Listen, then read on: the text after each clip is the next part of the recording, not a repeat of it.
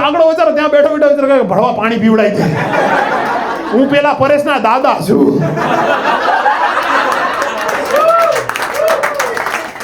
મારા પપ્પાને પેલું છે, કહેવતથી તમને એડવાઇસ આપશે.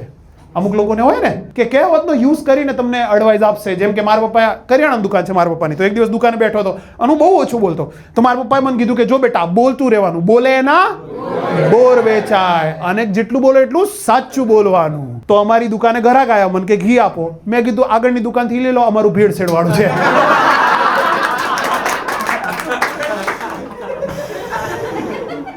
એ દિવસ સુધી મને માની મમતા વિશે સાંભળ્યું હતું. એ દિવસે મને બાની બાપતા ખબર પડી.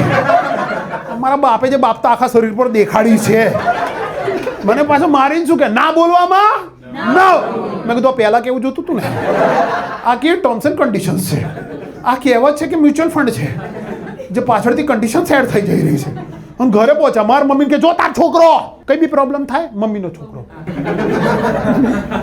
મમ્મી જ ખરાબ શીખવાડે છે. જો કે તાર છોકરો આવી રીતે કસ્ટમરને ખોટું ખોટું કહી દે છે, તો મારી મમ્મી કે શું કહું, વડ એવા ઠેઠા બાપ એવા બેટા. મેં કીધું લઈ લો લાટા, શીખવાડવું હતું ને તમારે બહુ. મેં એક વસ્તુ નોટિસ કર્યું છે કે આપણે કહેવતોમાં કાગડા ઉપર બહુ અત્યાચાર કર્યો, કારણ કે કાગડો કાળો છે. બેસિક આઈડિયા એ જ છે. રેસિઝમ આપણે કેટલું, સૌથી પોપ્યુલર કહેવત કઈ કાગડાની, કાગડા બધે કાળા હોય. કેવું પહેલેથી જ જજ કરી લીધું કે કાગડાની માર્કેટિંગ જ ખરાબ થયેલી છે. કાગડા તમારી ગાડી ઉપર ચરકવા આવ્યો ના, ચરક્યું કોણ? કબૂતર. કબૂતર ઉપર એક કહેવત નહીં બનાવી, સામેથી કબૂતરને હીરો બનાવી દીધો. કબૂતર જા જા જા, લવ લેટર મોકલાઈએ છે. તોય આપણે કબૂતરને કઈ એટલું બધું કરતા નથી. કાગડા ઉપર બીજી આપણે કહેવત બનાવી. કહેવત કરતા તો આપણે આખી સ્ટોરી લખી, તરસ્યો કાગડો. એ બધાએ સાંભળેલી સ્ટોરી કે કાગડો આવ્યો, કુંજામાં પાણી પીવા જતો હતો, પથરા નાખતો હતો. બરાબર, એક એક કરીને પથરો નાખ્યો, અને ત્યારે એક હરામી માણસ બાજુમાં બેઠો બેઠો વાર્તા લખતો હતો કે આ તો કેટલી મસ્ત વાર્તા થવાની છે, આમાંથી કેટલા બધા છોકરાઓને બોધપાઠ મળશે. કાગડો વિચારો ત્યાં બેઠો બેઠો વિચારો ભળવા પાણી પીવડાવી દે. હું પેલા પરેશના દાદા છું.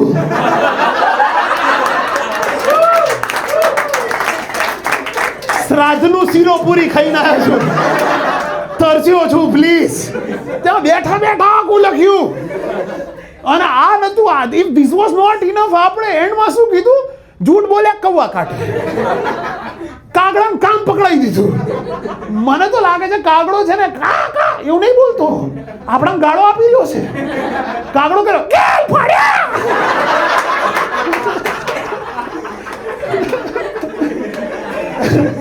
બહુ અન્યાય કર્યો છે આપણે કાગડા જોડે.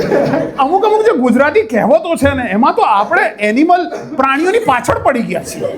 પ્રાણીઓની પાછળ પડી ગયા છીએ. જેમ કે મારા બાપાની સૌથી વધારે ફેવરેટ, અમે વાત કરતા ને એકદમ હાવ ખરાબ વાત કરે તો કે શું ગધેડાને તાવ આવે એવી વાત કરે છે. મેં કીધું આપણે બે વાત કરી રહ્યા છીએ, ગધેડાએ શું બગાડ્યું? આપણા બે વાત કર્યા પછી ગધેડાને કેમ ડોલો લેવી પડે છે? હે, આપણે બે વાત કરવાનું ચાલુ કરી, ગધેડા પરસે ઓળવાનું ચાલુ થઈ ગયા. ગધેડા વિચાર કરવા 3-4 વાર પછી તો કે એની મને કીર્તિભાઈ ફરતી વાત ચાલુ કરી લાગે છે. ગધેડાને તાવ, ગધેડાની પાછળ પડી ગયા છીએ આપણે. ગધેડાને તાવ એવી વાત કરે છે, પછી કે ગધેડાને ગામ ના હોય. અલગ અલગ રીતે આખી વસ્તુ ખતમ થઈ ગઈ. પછી આપણે શું કીધું ખબર છે? ગધેડાને ખોટું ના લાગે એટલે કે સમય આવે ત્યારે ગધેડાને બાપ બનાવવો પડે. કે જો ભાઈ ગધેડાને ખોટું નહીં લાગવું છે. અમે ગધેડા આટલી ગાળો તો આપી દીધી, પણ ગધેડાને ખોટું ના લાગવું છું. ગધેડો રહી જતો હતો તો કન્વર્સેશનમાં કૂતરા લઈ આયા. કે કોઈ માણસ દર વખતે ખરાબ હરકત કરતો હોય તો કે કૂતરાની પૂંછડી વાંકી. પેલો કૂતરો દિવસ રાત તમારી રક્ષા કરે છે, એનું કાંઈ નહીં. એક લેવલના એહસાન ફરામોશ લોકો. પેલો બચારો ચોરની પાછળ પડે છે, લે વાંકી પૂંછડી.